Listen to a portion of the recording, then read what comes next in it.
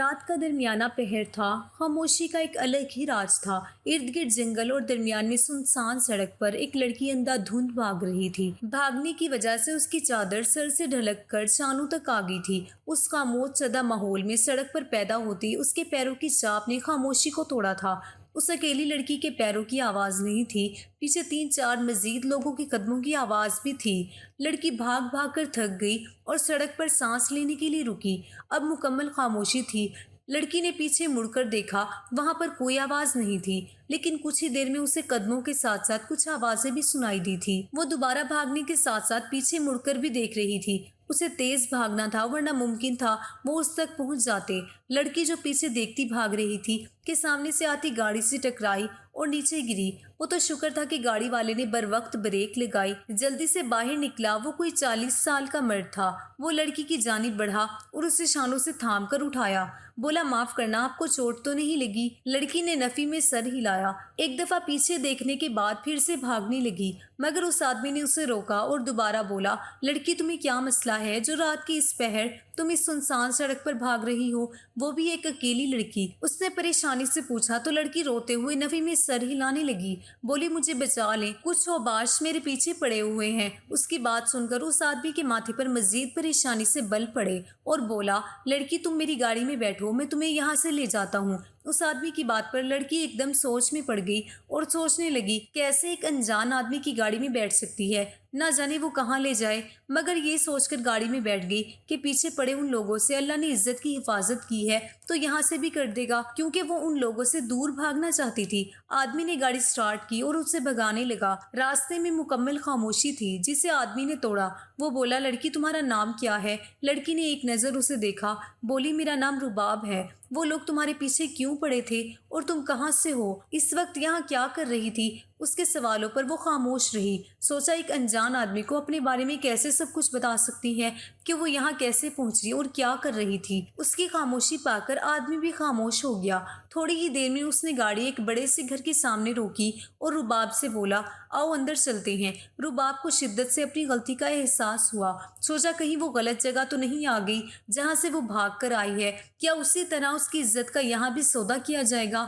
بہرحال اور کوئی چارہ نہیں تھا۔ وہ باہر نکلی اور اپنی چادر درست کرتی ہوئی اس آدمی کے پیچھے چلنے لگ گئی۔ گھر کے اندر داخل ہوئے تو وہاں پر ایک بہت بڑا ہال تھا۔ اس آدمی نے کسی کو آواز دی۔ کچھ ہی دیر میں لمبی سی چادر لٹکائے نازیبن لباس میں ملبوس اور بڑی عمر کی عورت چھن چھن کرتی اس کے سامنے آ کر کھڑی ہوئی اور رباب کا اوپر سے نیچے تک مکمل جائزہ لینے لگی۔ پھر اس آدمی سے بولی، یہ لڑکی کون ہے؟ بولنے کے انداز سے وہ کوئی عام عورت معلوم نہیں ہوتی تھی، بلکہ ایک خواجہ سرا تھی۔ رباب کو مزید خوف نے آن گھیرا۔ معلوم نہیں اب اس کے ساتھ کیا ہوگا، یہ خواجہ سرا اور آدمی اس کے ساتھ کیا کریں گے، مگر وہ بے بس کھڑی تھی۔ وہ آدمی اس عورت کو سب بتانے لگا۔ خواجہ سرا دلچسپی سے رباب کو دیکھ رہی تھی۔ پھر وہ آدمی بولا، یہ لڑکی تمہارے حوالے ہے، اس کا مکمل خیال رکھنا، کسی چیز کی پریشانی نہ ہو، میں چکر لگاتا رہوں گا۔ اس کی بات پر خواجہ سرا نے اسباب میں سر ہلایا۔ وہ آدمی رباب سے بولا، بیٹا تم یہاں پر مکمل طور پر محفوظ ہو، ریشم بائی تمہارا خیال رکھے گی، تم گھبرانا نہیں۔ یہ کہتے ہوئے وہ رباب کے سر پر ہاتھ پھیرتا ہوا چلا گیا۔ پیچھے وہ عجیب سی کیفیت میں مبتلا اس خواجہ سرا کو دیکھنے لگی جس کے منہ میں پان رکھا ہوا تھا۔ بولی، چلو اندر چلتے ہیں۔ یہ کہتے وہ مڑی تھی۔ پورے حال میں اس خواجہ سرا کے پاؤں میں بندی پازیب کی آواز گونج رہی تھی۔ رباب بھی نہ چاہتے ہوئے اس کے پیچھے چل دی۔ ایک کمرے کا دروازہ کھلا جس میں 2 وجود کمبل سر تک تانے سوئے ہوئے تھے۔ اس نے آگے بڑھ کر انہیں اٹھایا تو وہ نیند سے اٹھ گئے۔ رباب کو ان دونوں کو دیکھ کر جھٹکا سا لگا، کیونکہ وہ دونوں بھی عورتیں نہیں تھی بلکہ خواجہ سرا ہی تھے۔ رباب کا دل عجیب سی کیفیت میں دھڑکنے لگا، مطلب یہاں خواجہ سرا بھی ہیں، نہ جانے وہ کون سی جگہ پر تھی جہاں وہ شخص اسے لایا تھا۔ وہ اسی سوچ میں گم تھی کہ وہ دونوں میرے پاس آئے اور مجھے مسکرا کر دیکھا۔ ان میں سے ایک لڑکی بولی، تم یہاں سو جاؤ، ہم کہیں اور سو جائیں گی۔ یہ کہتی ہوئی دونوں باہر چلی گئی۔ ریشم بائی رباب کے پاس آئی اور بولی، یہاں آرام سے سو جاؤ، تمہیں کوئی پریشانی نہیں ہوگی، تمہیں کوئی نقصان نہیں پہنچائے گا، اگر کوئی پریشانی ہوئی تو مجھے بتانا۔ یہ کہتی ہوئی وہ باہر چلی گئی۔ رباب کو شدت سے رونا آ رہا تھا، اپنے ہونے کے باوجود بھی وہ ان خواجہ سرا میں رہے گی۔ پھر یہ سوچ کر اس نے آنسو صاف کیے کہ کیسے اپنے جو اس کی عزت کا سودا کر رہے تھے، اس سے اچھے تو یہ خواجہ سرا ہیں جنہوں نے کم از کم پناہ تو دی تھی۔ انہی سوچوں میں اس کی آنکھ لگ گئی۔ अगली सुबह उसकी आंख शोर से खुली। रुबाब अपने कमरे से निकलकर सीढ़ियों पर खड़े होते हुए नीचे झांकने लगी। उसका दिल कँप-कँपाया था क्योंकि हाल में 35 ख्वाजा सिराह खड़े थे। क्योंकि कोई कुछ गुनगुना रहा था तो कोई कहके लगा रहा था। हर कोई अपने काम में मगन था। इतने में रेशम बाई की नजर रुबाब पर पड़ी। वो उसकी तरफ आई, उसे नीचे सबके बीच लेकर आई। सब मुस्कुराते हुए रुबाब को देखने लगे, जबकि रुबाब को डर लग रहा था। इतने सारे ख्वाजा सिराओं में वो अकेली, उसका नन्हा सा दिल कँप-कँपा उठा। मगर रेशम बाई जिससे उसका तारुफ करवाती, वो सब उसे सलाम करते। फिर कुछ ही देर में वो रुबाब से बेतकल्लुफाना हो गए थे। रुबाब को भी कुछ हौसला हुआ। फिर सब बारी बारी अपने अपने कामों की तरफ निकल गए। कुछ किसी फंक्शन पर जाने की तैयारी करने लगे। रुबाब को ये सब बुरा नहीं लग रहा था। जो कुछ भी था उसकी इज्जत को किसी ने नुकसान नहीं पहुंचाया था। रह रहकर उसे अपनों की याद आ रही थी। उनके किए गए स्तंभ याद आ रहे थे। दिन तेजी से गुजर रहे थे। उसको उन सब के बीच आए 2 हफ्ते गुजर गए थे। धीरे धीरे वो भी उनसे मानूस हो रही थी। फिर एक दिन रुबाब बैठी किसी गहरी सोच में गुम थी कि रेशम बाई और वो आदमी जिसका नाम कासिम था उसके पास आए। कासिम ने हाल चाल वगैरह दरियाफ्त किया। रुबाब ने मुस्कुराकर जवाब दिया। कुछ तवक्को के बाद कासिम ने कहा, बच्चे अगर तुम मुनासिब समझो तो हमें अपने बारे में बता दो और उस रात क्या हुआ था। आदमी दोस्ताना अंदाज में पूछ रहा था। रुबाब ने सोचा क्यों ना बता दिया जाए, आखिर वो सब इतनी मदद कर रहे थे। ये सोचकर रुबाब बोली, मेरा ताल्लुक गरीब घराने से था। माँ बाप मेरे 3 साल पहले ही फोत हो गए।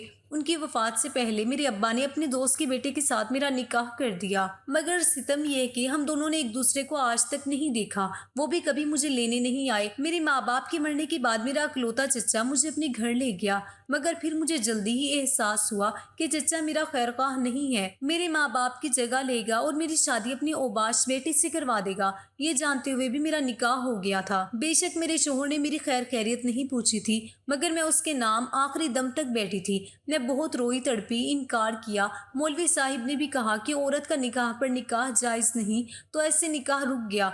मगर चचा के बेटे की नज़र मुझ पर थी। वो मुझे छूने का कोई मौका हाथ से जाने ना देता। एक रात वो अपने दोस्तों के साथ शराब पीकर आया और मेरे साथ बदतमीजी की। वो तो शुक्र था कि वो सब नशे में थे। मैं घर से भागी मगर उन्होंने मेरा पीछा किया। फिर अल्लाह ने आपको मेरा यहाँ वसीला बनाकर भेजा। अल्लाह के बाद मैं आपकी शुक्रगुजार हूँ। वो रोते हुए सब बता रही थी। रेशम बाई की आंखें भी नम थी। उस कमसन लड़की पर हुए सितम को सुनकर कासिम साहब ने ये सुनकर लड़की के सर पर हाथ रखा और बोले, बेटा अब तुम यहाँ रहोगी। ये सब तुम्हारे खैरख्वाह ही हैं। कोई परेशानी हो तो रेशम बाई को बता देना। मैं भी तुम्हारी खैर खैरियत के लिए आता रहूंगा। उसकी बात सुनकर रुबाब ने रोते हुए इसबाब में सर हिलाया। बाई बोली, बच्ची यहाँ सब मेरे बच्चों जैसे हैं। कुछ को ख्वाजा सिराह का खिताब देकर घर से निकाल दिया। उनको कासिम ने पनाह दी और मैंने अपनी औलाद समझकर पाला। क्या हुआ, अब ये ख्वाजा सिराह हैं मगर दूसरे इंसानों से ज़्यादा जज्बात रखते हैं। आज से तू भी मेरी बच्ची है। उसकी बात सुनकर रुबाब ने उनका हाथ थामा और शुक्रिया अदा करने लगी। बोली, अगर आप इजाज़त दें तो मैं इन सब के साथ जाना चाहती हूँ। अपने लिए 4 पैसे खुद कमाना चाहती हूँ। आपने मुझे पनाह दी, शुक्रगुजार हूँ, मगर मैं खुद भी कुछ करना चाहती हूँ। मुझे कोई शर्मिंदगी नहीं होगी कि मैं ख्वाजा सिराह के साथ निकलूं। कासिम और रेशम ने उसे रोकना चाहा, मगर रुबाब की मिन्नत समाजत से वो दोनों भी मान गए। फिर रुबाब ने उनके साथ जाना शुरू किया, मगर हफ्ते में 3 बार जाती। पहले तो उसे घबराहट होती, मगर अब वो किसी पर बोझ नहीं बन सकती थी। फिर 4-5 दफ़ा जाने के बाद उसकी घबराहट ख़त्म हुई। वो ख्वाजा सिराह कई महफिलों, गलियों, सड़कों पर जहाँ भी उसके साथ होते उसका ख्याल रखते। फिर एक रोज़ बाई ने रुबाब से कहा कि एक अमीरों के यहाँ बेटा हुआ है, वहाँ जाना है, तुम भी हमारे साथ जाओगी। मैं भी तैयार हो गई। इस बात पर वो राज़ी हो गई और रात की महफिल के लिए तैयार होने लगी। कुछ ही देर में सब एक बड़े आलीशान घर में मौजूद थे, जहाँ हर कोई अपने अपने अंदाज से बड़ा अमीर जाहिर हो रहा था। ख्वाजा सिराज जिसके लिए वहाँ गए थे वो करने लगे। कभी कोई नाचता तो कभी कोई ताली बजाता, बच्चे के ऊपर से दिए जाने वाले पैसे लेता। उनमें से एक लड़का जो कब से ये सब देख रहा था, लड़की की नज़र अचानक रुबाब पर पड़ी और ठहर सी गई, मगर कुछ तवक्को के बाद फौरन नजरें झुका गया। सोचा कि ख्वाजा सिराह भी इतने खूबसूरत होते हैं। फिर रुबाब की हंसने की आवाज़ ने उस लड़के को अपनी जानिब मुतवज्जो किया। लड़की का दिल बेईमान हो रहा था, मगर फौरन से खुद को संभाला और दोबारा सोचा कि मैं एक निकाहशुदा मर्द हूँ। वैसे भी ये कोई लड़की थोड़ी है, ये तो ख्वाजा सिराह है। वो चाहे जो भी सोचता, मगर नजरें बार बार भटक कर रुबाब पर जा रही थी। वो लड़का जिसका नाम अब्दुल्ला था इस चीज से उकता कर बाहर चला गया, मगर रुबाब का चेहरा उसकी आंखों के सामने बार बार मंडला रहा था। फिर एक रोज यूं हुआ कि अब्दुल्ला और उसका बाप बाजार में कुछ सामान खरीद रहे थे कि अब्दुल्ला की नजर अचानक बाजार में मौजूद ख्वाजा सिराओं पर गई। उसकी नजरों ने रुबाब को तलाशा, फिर बहुत सारी तलाश खत्म हुई, उसको एक ख्वाजा सिराह के साथ वो नजर आ गई। अब्दुल्ला ने अपनी सोच को मुलामत किया कि वो एक ख्वाजा सिराह है, मैं क्यों उसे बार बार देखता हूँ। अब्दुल्ला के बाप ने अब्दुल्ला की नजरों को ताकुब में देखा तो वो ठटका। अब्दुल्ला के बाप को अपनी आंखों पर यकीन नहीं आया कि वो जो देख रहा है वो सच है। उसे हैरत का शदीद झटका लगा। ख्वाजा सिरा और फिर ख्वाजा सिरा में खड़ी रुबाब को देखकर लगा कि वो जिस लड़की की एक अरसे से तलाश में था वो ये थी।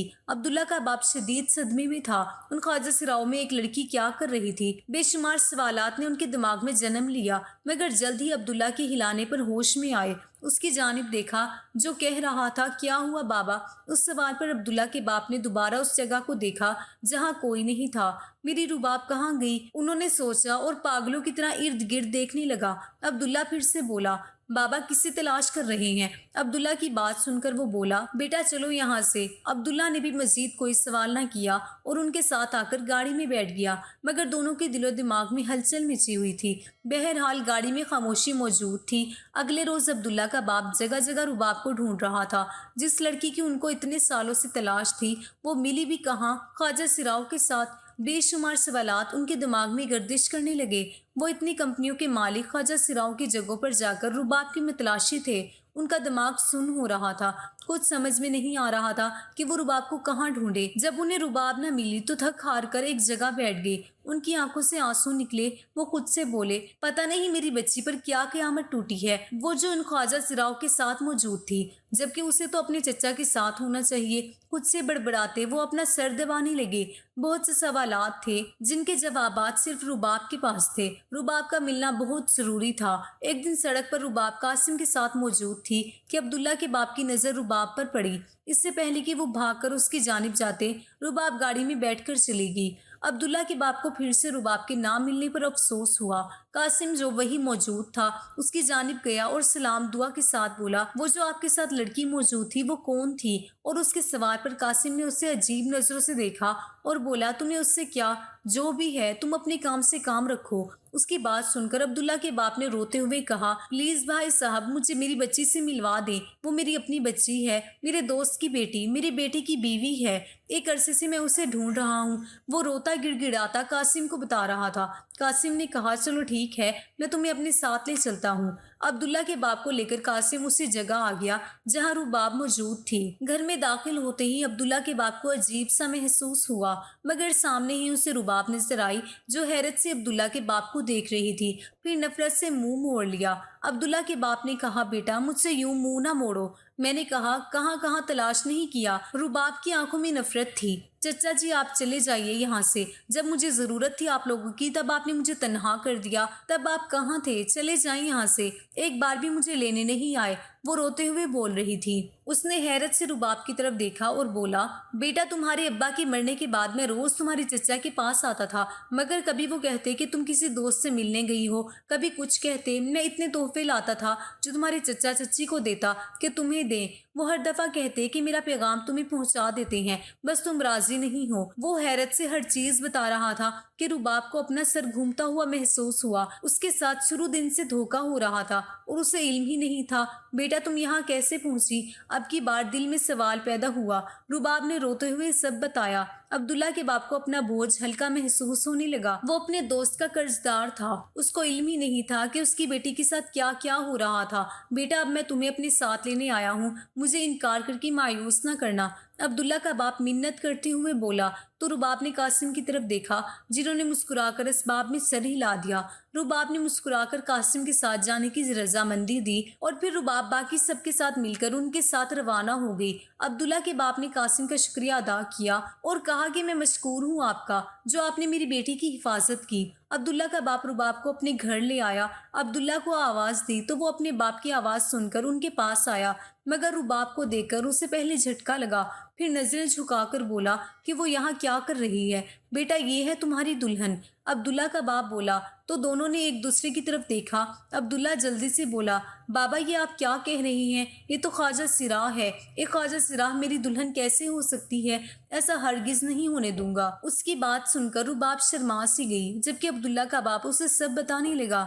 अब शर्मिंदा होने की बारी अब्दुल्ला की थी। सब सुनने के बाद उसने रुबाब की तरफ हंसकर देखा और अपने रब का शुक्र अदा किया कि जो लड़की उसे याद आती थी वो कोई ख्वाजा सिराह थी, ना ही कोई गैर लड़की थी, बल्कि उसकी अपनी बीवी थी। उसे बहुत खुशी हुई। अल्लाह का शुक्र अदा करते वो थकता नहीं था। आपको अगर ये कहानी अच्छी लगी है तो इस वीडियो को लाइक कीजिए और इस तरह की मज़ीद कहानियाँ सुनने के लिए हमारे चैनल को ज़रूर सब्सक्राइब कीजिए। कहानी सुनने का शुक्रिया। आपसे मुलाकात होगी अगली वीडियो में, तब तक के लिए अल्लाह हाफिज़।